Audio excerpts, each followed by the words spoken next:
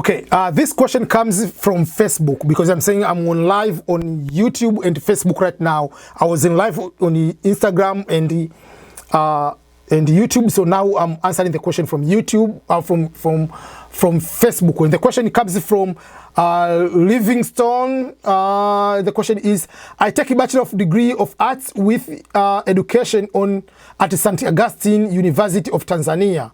Advise me on applying MA master's degree and jobs in the US. I'm new in those procedures. So I'll answer that question because this question is repeated because many people are asking me, I have a degree, or how easy it is for me to get a job in the United States. So let me answer that question. You are asking two things. One is about finding a jobs in the US while you have degree in your country. And another one is about master's degree in general in the US. So let me start with the easy, I don't know whether it's the easy one about jobs in the US. Number one is you cannot average, for 99%, you cannot just get a job in the US while you're in your country. Why you cannot be able to do that is because in order to work in the US, you must have work permit, because all the jobs, they will say, do you have work permit? Are you authorized to work in the United States? You say yes or no.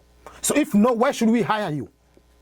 And most of the jobs they're going to put there, we are not sponsoring someone.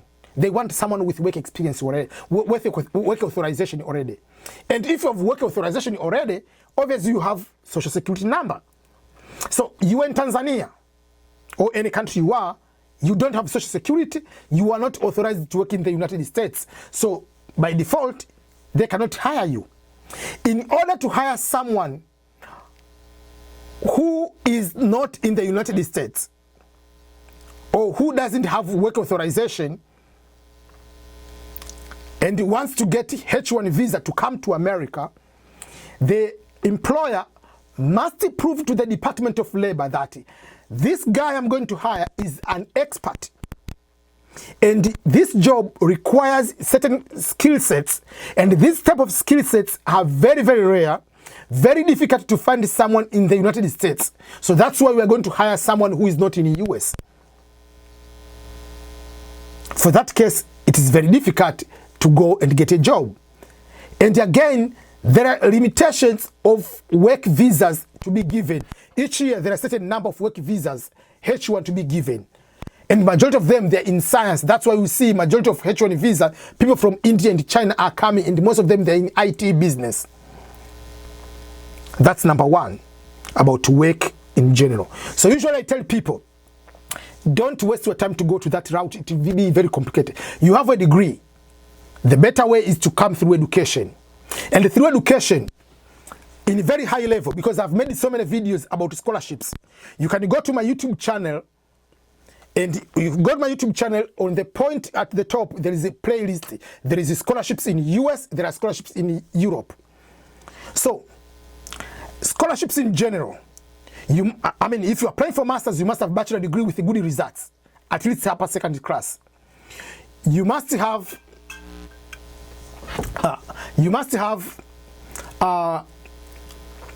good results, number one. Secondly, you must take the admission test. You must take English proficiency test.